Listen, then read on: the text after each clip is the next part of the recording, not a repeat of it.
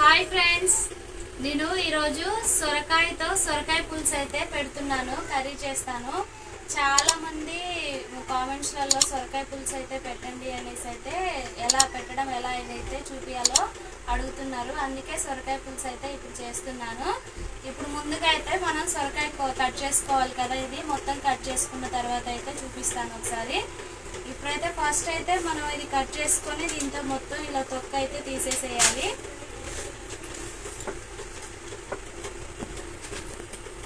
ఇప్పుడు మొత్తం ఈ సొరకాయ చెక్కు ఉన్నది కదా, ఈ చెక్కు అంతా తీసేస్తాను.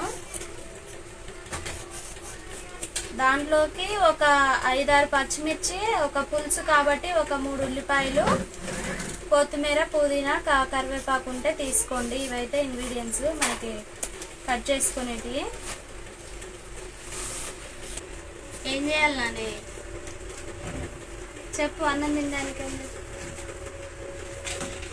చెప్పు.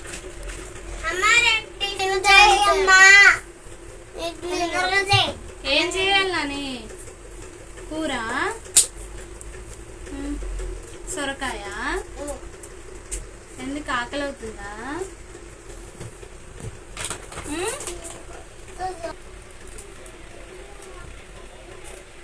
ఇప్పుడు ఈ సొరకాయ చెక్కు మొత్తం తీసేసాను. అలాగే ఇక దీంట్లో కావాల్సిన ఉల్లిపాయ, పచ్చిమిర్చి కూడా కట్ చేసుకుంటాను ఇప్పుడు. అలాగే ముందుగా మనం పులుసు పెట్టుకోవాలి కాబట్టి నేను కొంచెం ఒక పెద్ద నిమ్మకాయ సైజ్ అంతా చింతపండును అయితే ముందుగానే నానబెట్టేసి అయితే ఉంచాను. ఇలా అయితే మనకి చిక్కగా వస్తుంది చింతపండు రసం ముందుగానే నానబెట్టుకుంటే. ఇప్పుడైతే ఇవన్నీ కట్ చేసుకుందాం.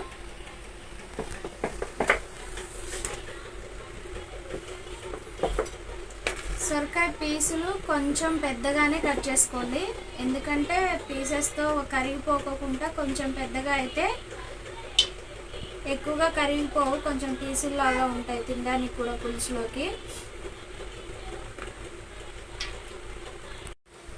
ఇవి గింజలు ఉంటే తీసేయండి, కాయ కొంచెం ముదురుగా ఉంటే గింజలు ఉంటాయి కదా, అవి తీసేసుకొని ఇలా ఈ సైజులో అయితే కట్ చేసుకోండి, పులుసులోకి బాగుంటాయి.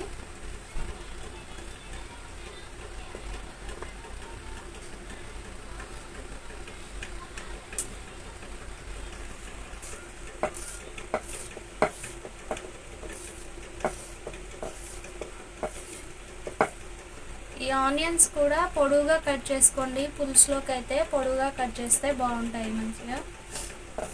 ఆనియన్స్ కూడా మొత్తం కట్ చేస్తున్నాను.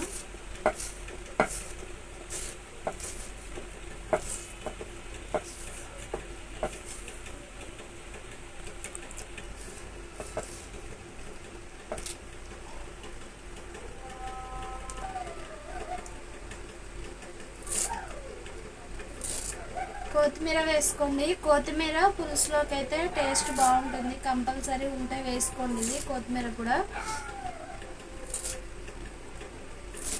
వేసుకొని కడాయి పెట్టుకొని ఒక 2 పావుల వరకు అయితే ఆయిల్ పోసుకోండి. ఆయిల్ వేడయ్యాక కొన్ని ఆవాలు వేసుకోవాలి. ఆవాలు వేసుకుంటే ఇట్లా చిటిపట్లు ఆడితే చేదు ఉండవు. అలాగే కొంచెం జీలకర్ర, కట్ చేసి పెట్టుకున్న పచ్చిమిర్చి కొంచెం ఫ్రై అయిన తర్వాత ఇప్పుడు పొడువుగా కట్ చేసి పెట్టుకున్న ఆనియన్స్ కూడా వేస్తున్నాను. ఈ ఆనియన్స్ మంచి గోల్డెన్ కలర్ వచ్చేంత వరకు ఫ్రై చేసుకోండి కదా. ఇప్పుడు ఒక 1 టేబుల్ స్పూన్ పసుపు వేసుకోండి. 1 స్పూన్ అల్లం వెల్లుల్లి పేస్ట్, ఒక 5 నిమిషాల వరకు ఫ్రై చేసుకోండి. అల్లం వెల్లుల్లి పేస్ట్ పచ్చివాసన పోయేదాకా ఫ్రై చేసుకోండి. ఒక 5 నిమిషాలు ఫ్రై చేసుకున్నాను. ఆ తర్వాత సొరకాయ ముక్కలన్నీ వేసుకోవాలి.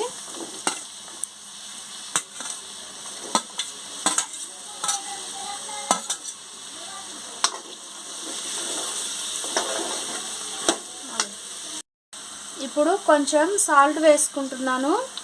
సాల్ట్ వేసుకోవడం వల్ల దీనిలోకి కొంచెం నీరు ఊరి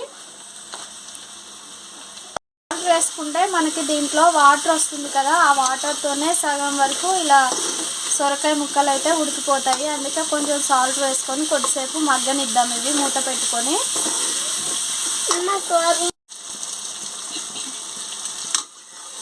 ఇప్పుడు సొరకాయలు సగం వరకు అయితే ఉడికిపోయాయి. ఇప్పుడు కొంచెం టేస్ట్కి సరిపడా కారం అయితే వేసుకుందాం.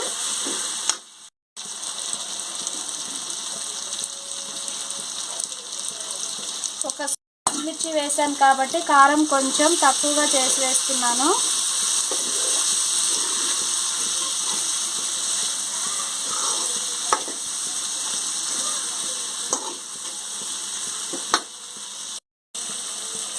ఒక హాఫ్ టీ స్పూన్ జీలకర్ర మెంతుల పొడి వేసుకోండి. జీలకర్ర మెంతులు ధనియాలు వేయించి మిక్సీ పట్టాను.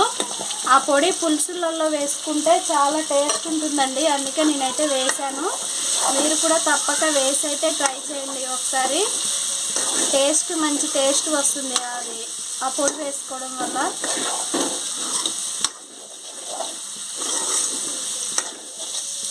ఒక 5 నిమిషాలు అయితే ఫ్రై చేసుకున్నాను. ఆ తర్వాత ఇలా చూడండి ఒకసారి చింతపండు రసం అయితే మెత్తగా ఇలా కలిపేసానండి. మెత్తగా పిసికిన తర్వాత ఈ రసాన్ని అయితే పోసుకుందాం. ఇప్పుడు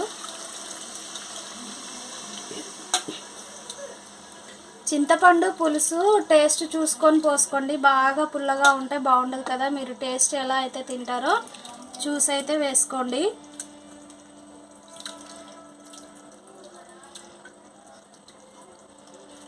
ఇలా నేను రసం అయితే మొత్తం వేసుకున్న తర్వాత మరలా కొంచెం వాటర్ పోసుకొని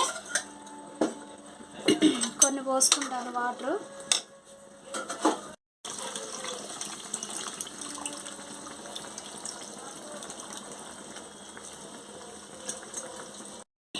కొన్ని పోద్దాము. ఇప్పుడు మనం వాటరు అలాగే పులుసు అంతా పోసేసాం కదండి. ఇలా ముక్క మునిగేదాకా మొత్తం కొంచెం ఎక్కువగానే పోసుకోండి. ఇది ఇప్పుడు మొత్తం మనకి ఈ సొరకాయ పీస్ అనేది మొత్తం ఉడకాలి. అలాగే మనకి ఈ పులుసు కూడా మనం ఎంత కన్సిస్టెన్సీలో ఉంచుకోవాలనుకుంటే అంత ఉంచేసుకొని అయితే స్టవ్ ఆఫ్ చేసుకోవాలండి. ఇదైతే మరిగిన తర్వాత అయితే మరలా ఒకసారి అయితే చూపిస్తాను. ఇప్పుడైతే మూత పెట్టి మరగనిద్దాం.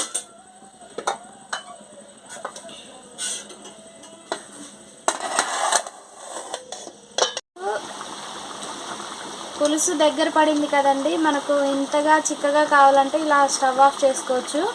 లేదు ఇంకా చిక్కగా కావాలి అనుకుంటే ఇంకా కొద్దిసేపు ఉంచుకుంటే చిక్కబడుతుంది. దానిలోకి అయితే ఇప్పుడు కొత్తిమీర వేసుకొని ఒక 5 నిమిషాలు ఉడికించుకుంటాను.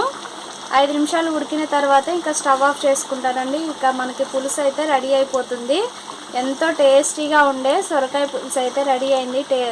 స్మెల్ మాత్రం మస్తు వస్తుందండి, చాలా బాగుంది. స్మెల్ కూడా మంచి మసాలా స్మెల్ ఇవన్నీ వస్తున్నాయి. మనం జీలకర్ర మెంతులు పొడి వేసుకున్నాం కదా, ఆ టేస్ట్ అయితే బాగా స్మెల్ అయితే వస్తుంది. అలాగే మీరు కూడా తప్పకుండా ఈ రెసిపీ నచ్చినట్లయితే ఒకసారి అయితే ట్రై చేయండి. అలాగే మా వీడియో మీకు నచ్చినట్లయితే ఒకసారి లైక్ చేయండి, షేర్ చేయండి, సబ్స్క్రైబ్ చేసుకోండి, బెల్ ఐకాన్ని కూడా యాక్టివేట్ చేయండి. Thank you for watching. Bye bye.